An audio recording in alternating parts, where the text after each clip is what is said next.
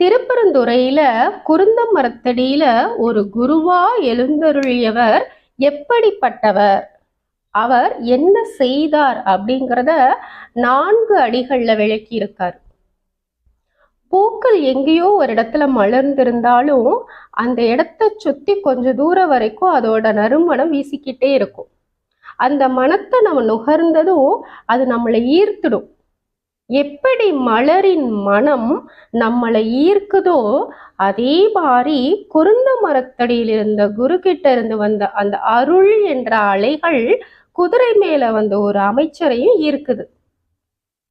மலரின் வாசத்தால ஈர்க்கப்பட்டவர்கள் மலர்கிட்ட செல்றத போல அமைச்சர் குரு கிட்ட வர்றாரு. அப்போ மலர் செய்ய முடியாத ஒரு வேலையை குரு செய்யறாரு.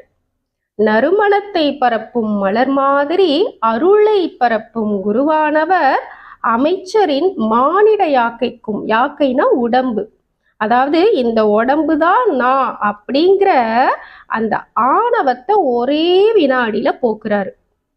இதத்தான் மாணிக்க வாசகர் ஒளிய செய்த ஒன்பொருள் அப்படின்னு சொல்றாரு. ஒன்பொருள் அப்படின்னா சிறந்த பொருள். அந்த சிறந்த பொருள் அப்படின்னு அவர் குருவை சொல்லல, அவரோட அந்த அருள் அலைகளை சொல்றாரு, திருவருளை.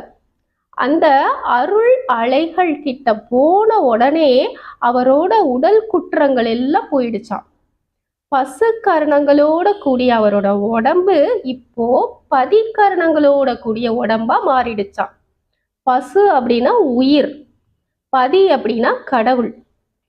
பசு கரணங்களோட இருந்தப்ப அரிமத்திர பாண்டியனுக்கு திருவாத ஊரார் என்ற பெயர்ல ஒரு சாதாரண அமைச்சரா இருந்தாரு. ஆனா எப்போ குருவோட திருவருள் கிடைச்சதோ அப்பவே இந்திரிய வயம் மயங்கி, அதாவது ஐம்புலன்களால மயங்கி கிடந்த அமைச்சரோட நான் என்ற ஆணவத்தை போக்கி அவரோட வினைகளை எல்லாம் அறுத்து சிவன் அவரை ஆட்கொண்டு சிவமாவே ஆக்கிட்டாராம்.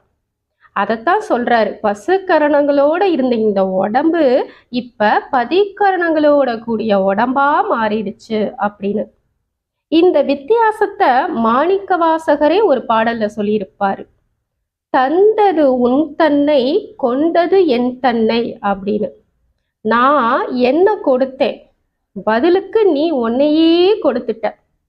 உன்கிட்ட இருந்து முடிவே இல்லாத ஆனந்தத்தை நான் அடைஞ்சேன். ஆனா பாவம் என்ன பெற்று கொண்டதுனால உனக்கு என்ன லாபம் கிடைச்சது, என்கிட்ட ஒண்ணுமே இல்லையே அப்படின்னு மாணிக்க வாசகர் தன்னை இறைவனிடம் கொடுத்துவிட்டு